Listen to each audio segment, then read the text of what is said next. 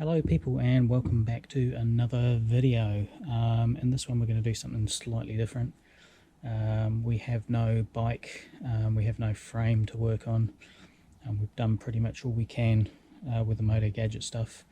The frame is still at the powder coaters and everything is in lockdown and shutdown, so we're a bit stuffed. Not much we can do, so let's do a video on how to use your multimeter. Cool.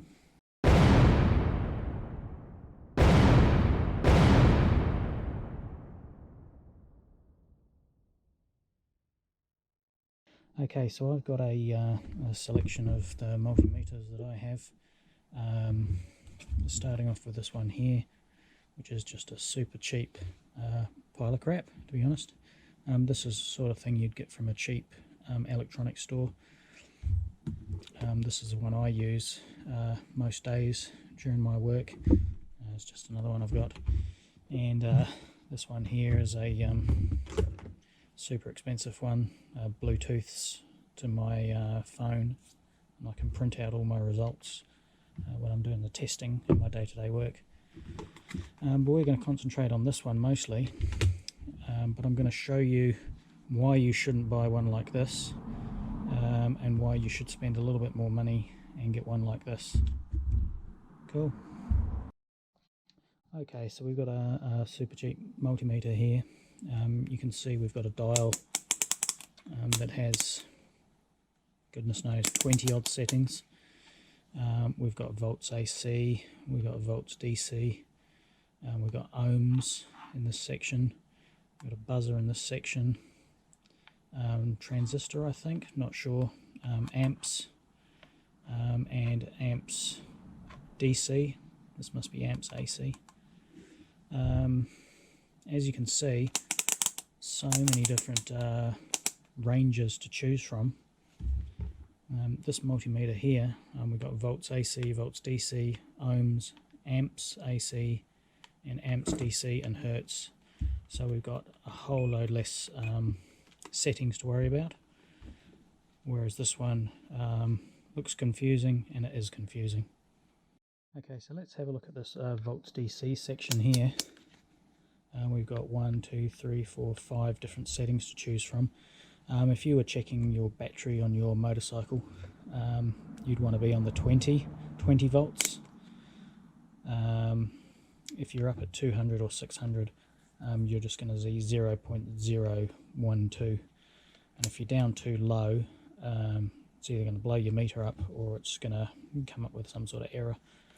Now the difference between this one and my one is I'd go onto volts DC, and my one is called auto ranging, so I don't have to worry about choosing the right range.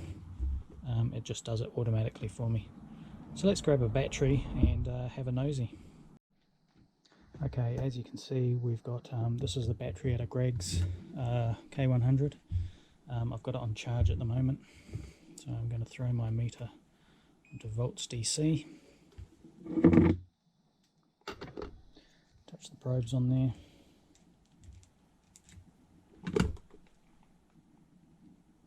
We've got 13.2 volts. So you might be wondering what this thing here is. All cables emit a magnetic radiation, I suppose you could call it. And this one here, I can set it to amps DC, and I can put this the wire through here, and I can see it's charging at 5.2 amps. It goes down to 0. So we're charging at 5 amps pretty much. Another reason why you should spend a bit of money and get a multimeter with a clamp. Very handy for seeing if your bike is actually charging or not. Okay, so this video is mainly aimed at the guys working on their motorbikes, and what they'll generally be testing. So we've done volts DC for our battery. we can do amps. We've got this other setting here which is ohms. Now ohms is a reading of resistance. Okay, so let's have a look at the ohms setting. Now we have this OL coming up, which means open line or open loop. And if we touch the probes together, we want to zero that. So we should be seeing pretty much zero.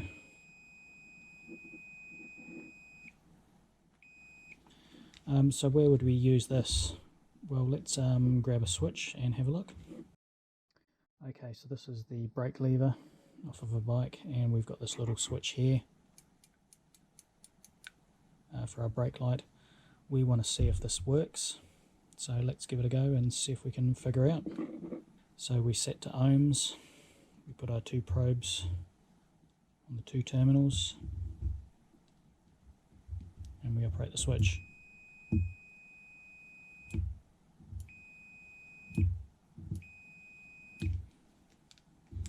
And you can see that was bringing up pretty much zero on the multimeter.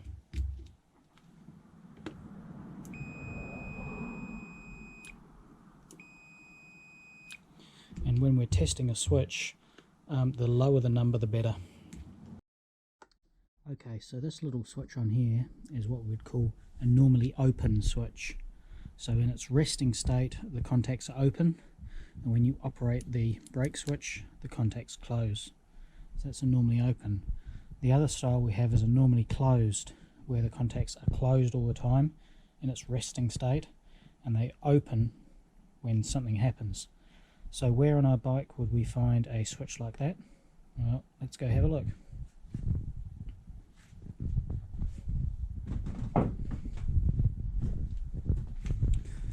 So this is our bike, and under here, this is our oil pressure switch. This is normally closed. Okay, so this is our oil / water pump, and this is our oil pressure sender switch. So we'll pull that wire off. Now this switch would be classed as normally closed.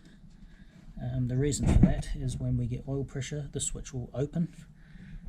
So if we have a break in the cable, we'll get a warning on the dashboard, and if we lose oil pressure, we'll get a warning on the dashboard. So let's grab our multimeter, and we should be able to go one probe onto the contact and one onto the body of the engine, and we should get a signal.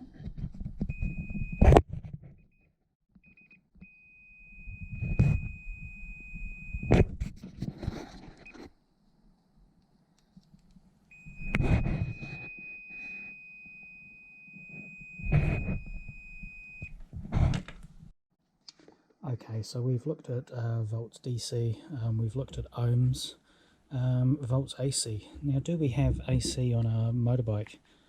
Yes, we do. Nearly every motorbike has AC in the form of the alternator. So why do they use AC for charging? AC is a really efficient way of generating power. Most alternators generate three-phase AC, and then it's rectified to DC, and then it goes through a regulator which keeps it as a nice sort of 13-14 volts. And they use three-phase because single phase, once you rectify it, it's still a little bit of a choppy DC waveform, so the three-phase just smooths it out even more, and it's a very, very efficient way of generating power. Okay, so if we look here on the K100 drawings, here's our alternator, and pretty much the red cable comes straight into the battery positive terminal. So it's already rectified and regulated when it comes out of the alternator. So what we're going to do is I'm going to grab my little scooter that has AC on it. On the headlight is on AC. I'm going to use this meter here to show you the AC voltage and the frequency on that headlight, and we're going to use this one here because it's a little bit easier to see and a little bit easier to use. So let's go do that now. Okay, so here's my little scooter. Most scooters will have the headlights running full time straight off the alternator. with an AC voltage. That's so your headlights are always on, and you can't leave them on to flatten your battery. So I've just popped the back off here. I'm going to get my 2 probes on there. We'll get the camera set up, I'll get the bike started, and we can have a look at the voltage and the frequency.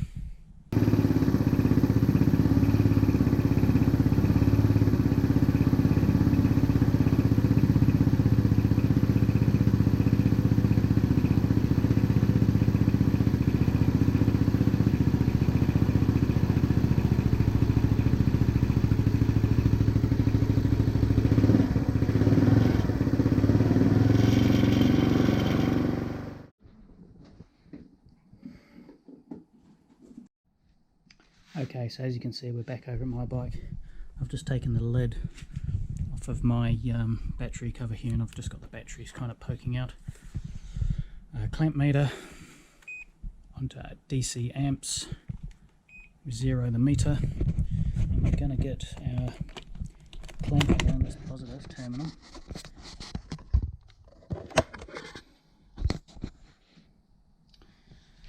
And we'll turn the ignition on, and my dog will go crazy.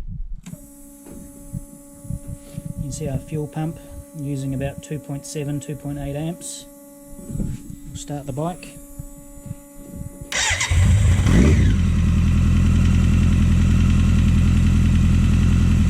See, we're charging.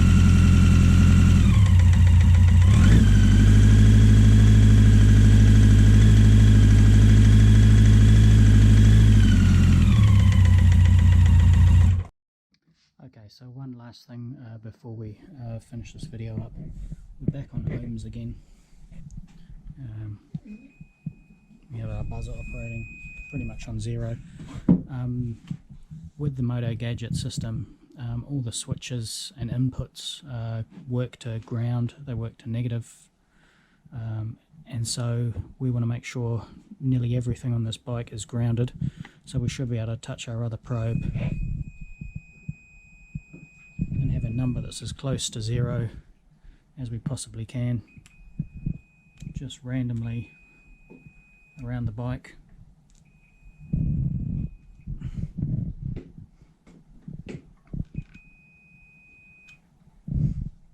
So yeah, that is what we want to see, a good ground of the whole bike, the frame, everything.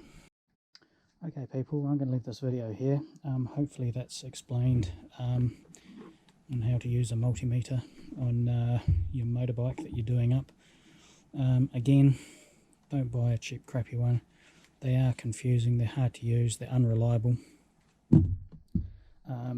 There's also there's categories that these things are running. This one here is a category 2. Pretty hard to see, category 2. Category means that if it all goes pear-shaped, this thing will blow up. This one here is a category 4, which means that it will not explode and blow up in your face.